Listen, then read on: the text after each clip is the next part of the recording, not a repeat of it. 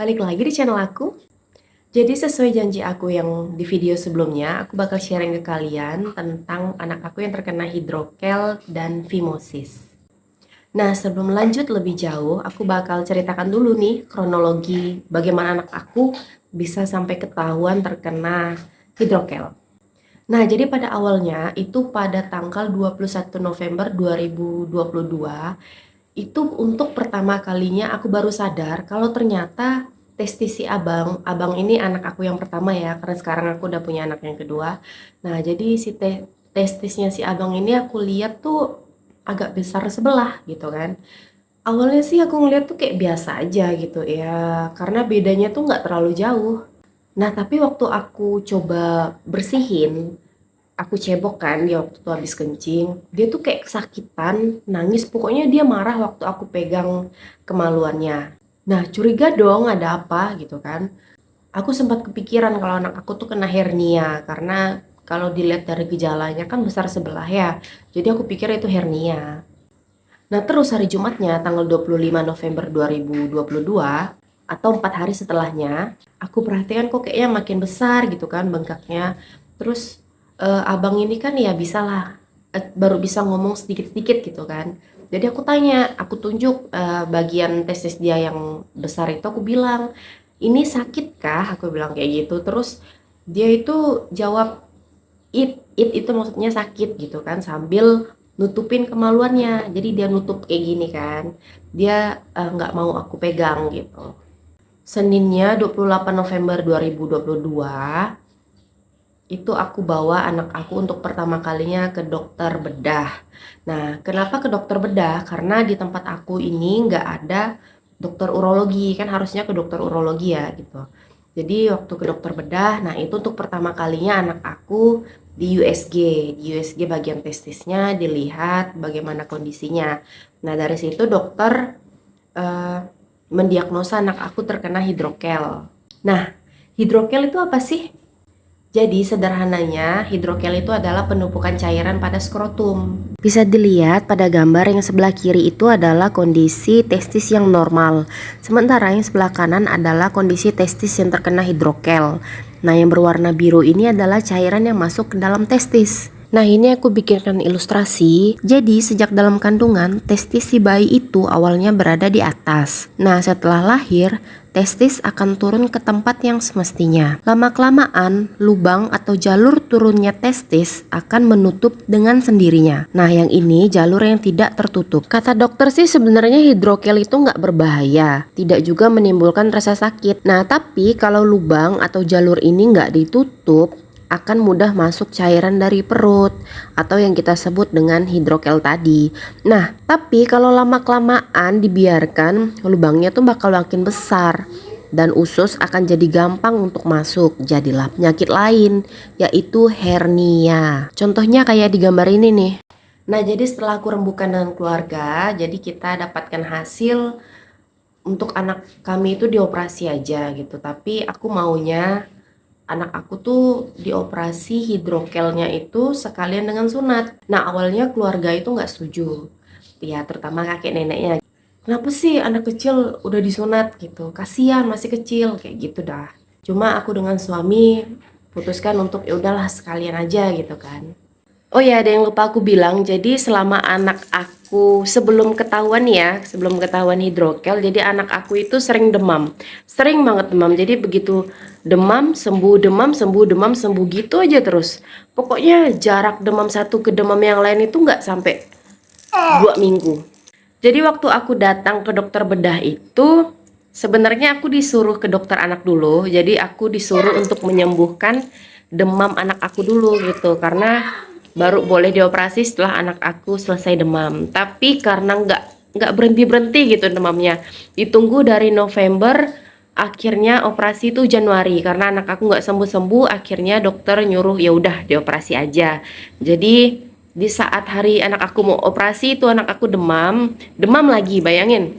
Tapi karena udah nggak bisa nih mundur-mundur, aku kan berpikir ya, anak aku nih kayaknya demam gara-gara hidrokel deh. Kalau dibiarkan terus nih mau sampai kapan gitu kan demamnya, terus hidrokelnya juga kapan gitu disembuhkannya. Makanya dokternya ya udah kita operasi aja gitu.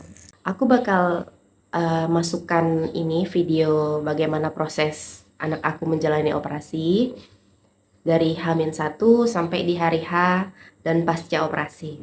Kalian bisa lihat langsung di samping ini, tapi kalau kalian mau lihat dan mendengarkan suaranya langsung itu kalian bisa cek di Instagram aku. Nanti aku sematkan juga linknya di bawah. Kalian bisa cek langsung videonya. Nah, jadi sebelum dioperasi anak aku itu kan dipuasakan ya. Jadi dari jam 2 subuh itu anak aku udah dipuasakan karena jadwal operasi dia itu pagi jam 8. Tapi di hari H jam 8 itu, jam 8 pagi, anak aku dimundurin jadwalnya gitu kan. Dengan alasan ada beberapa pasien yang gawat darurat gitu. Nah, jadi itu pagi itu ada pasien yang mau melahirkan secara sesar gitu kan, karena udah pecah ketuban lah gitu, nggak bisa melahirkan normal, jadi harus diambil tindakan segera. Sementara untuk operasi anak aku ini kan dianggap masih bisa dimundurkan gitu atau dijadwalkan ulang di jam berikutnya. Ternyata pasien yang datang itu nggak cuma 1 2, tapi ada beberapa lagi yang harus diambil tindakan. Jadi anak aku dapat giliran itu sekitar jam 1 siang. Sumpah ya, itu dari pagi aja anak aku tuh udah rewel banget. Jadi dari jam 6 pagi itu sebenarnya aku tuh udah rasa pengen ngasih anak aku tuh makan gitu kan, ngasih anak aku minum. Karena kasihan banget sumpah, dari jam 2 itu dia udah puasa, nggak boleh makan, nggak boleh minum gitu kan. Pagi itu udah nangis banget dia. Bahkan sampai ngelihat botol obat aja itu dia minta buka. Dia bilang dia haus katanya kayak gitu loh. Padahal minum obat aja tuh dia nggak mau, nggak suka gitu. Tapi ngelihat botol obat saking hausnya dia minta bukain. Nah, jadi jam 6 itu dokternya bilang sabar ya gitu. Tahan aja dulu, nanti kita jam 8 kan udah mau operasi katanya kayak gitu. Nah, itu ternyata batal, akhirnya anak aku lanjut lagi puasanya sampai siang itu dia udah lemes banget karena nggak makan nggak minum, tambah dia nangis lagi kan. Akhirnya jam 1 baru anak aku dipanggil ke ruangan, masuklah dia di operasi. Nah, jadi waktu operasi itu anak aku memakan waktu sekitar, nah kata dokter itu kan awalnya operasinya ini kan operasi ringan ya, jadi cuma memakan waktu sekitar 30 menit katanya begitu. Tapi aku tunggu di luar itu kalau nggak salah mungkin hampir 3 jam. Itu waktu 30 menit itu aku sempat khawatir loh, kok lama ya gitu kan. Padahal kan kata dokternya ini operasi kecil gitu, operasi ringan. Kenapa lebih dari 30 menit, bahkan lebih dari sejam gitu kan. Jadi setelah selesai operasi, dokternya keluar gitu kan. Dia ngomong, "Ibu," katanya, "ini ternyata yang membuat operasinya ini lama, saluran daripada lubang atau jalur keluar masuknya air itu nggak ketemu," dia bilang. Setelah udah dicari-cari nih, bahkan bukan cuma satu dokter, tapi ada 2 dokter bedah gitu kan yang ngecek eh, ngecek cari saluran keluar masuk airnya itu, ternyata tuh nggak dapat gitu. Nah, itulah yang memakan waktu tuh lama. Jadi akhirnya kayak gimana dok kalau nggak ketemu? Iya, akhirnya tadi kita nggak bisa ketemu, entah itu karena jalurnya sudah menutup atau tidak gitu kan. Tapi yang jelas jalurnya itu nggak ketemu, mungkin mudah-mudahan aja jalurnya sudah mulai menutup begitu karena dokternya gitu kan. Terus dia juga bilang nanti kalau memang tidak menutup ada kemungkinan akan membesar lagi gitu. Karena memang udah dicari-cari nggak ketemu, ya udah kan mau kayak gimana. Dan terus ternyata saat operasi itulah baru diketahui ternyata anak aku juga terdiagnosa fimosis. Fimosis itu apa sih gitu? Nah, jadi fimosis itu adalah penyempitan bagian kulit atau kuluk dari testis dari penis. Jadi ini kan anggaplah ini penis ya, jadi dia kan ada kulitnya. Nah, bagian ujungnya itu ternyata menyempit yang punya anak aku itu gitu. Makanya, nah waktu sunat itulah baru ketahuan. Setelah disunat kan, dibelah, dibuka, ternyata di bagian kepala penisnya itu udah biru, katanya kayak gitu. Karena ada penyempitan dari kulit luarnya ini. Nah, itu kata dokternya, untung aja saat itu kami langsung operasi kan, sunat kan. Jadi ternyata itu juga yang menyebabkan anak aku itu kesakitan. Karena kan sebelumnya aku udah bilang, hidrokel itu kata dokter tidak membuat sakit, tidak menyebabkan rasa sakit. Sementara anak aku kesakitan. Ternyata yang bikin sakit itu bukan hidrokelnya, tapi fimosis, yaitu penyempitan dari kulit penisnya itu. Itulah yang bikin infeksi atau infeksi saluran kencing gitu. Nah, jadi untuk soal biaya, anak aku ini kan sebenarnya BPJS kelas 1. Jadi bisa aja ngambil kelas 1, tapi aku maunya kemarin naik ke VIP karena biar nyaman gitu kan. Apalagi anak aku nih kan, ya maklum anak kecil ya, disuntik apa segala macam nih kan pasti nangis gitu kan, takutnya dia rewel, aku nggak mau sekamar dengan orang lain, takut mengganggu, makanya aku naikkan ke VIP. Nah, jadi untuk VIP dan kelas 1 itu kan harganya berbeda, jadi perbedaannya itu ada di letak, kalau nggak salah itu ada di makanannya gitu. Jadi naikkan ke VIP, jadi dia cuma sendiri di kamar gitu, nggak bersama dengan orang lain.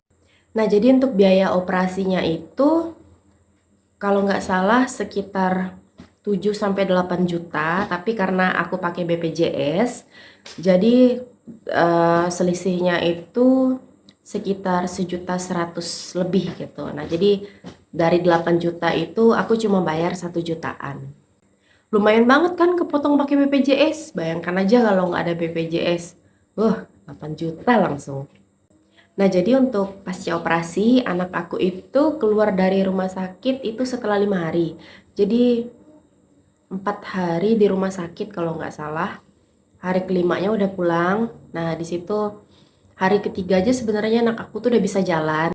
Nah, yang jadi kendalanya itu, yang jadi tantangan, setiap dia mau kencing itu dia rewel, dia kayak mau nangis karena luka operasinya ini kan terbuka gitu kan, dia sunatnya bukan klem, jadi kayak di bedah biasa gitu. Nah, jadi kalau kena kencing itu dia perih gitu, nah itu yang bikin dia kesakitan. Tapi di hari kelimanya itu dia udah pulang ke rumah kan, udah mulai naik sepeda lagi. Bayangkan aja, baru habis operasi, baru habis disunat gitu kan, udah naik sepeda, udah mulai main-main lagi, bahkan udah rasanya tuh udah kayak pengen lompat-lompat terus gitu. Tapi tetap ditahan, jangan sampai lompat-lompat dulu, karena gimana pun dia kan baru habis menjalani operasi, masih dalam masa recovery. Nah, kemudian seminggu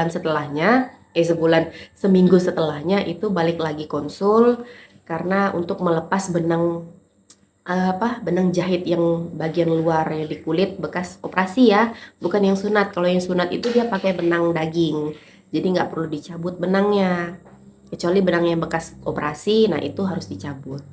Nah, sekarang anak aku umur 3 tahun, 3 tahun 3 bulan.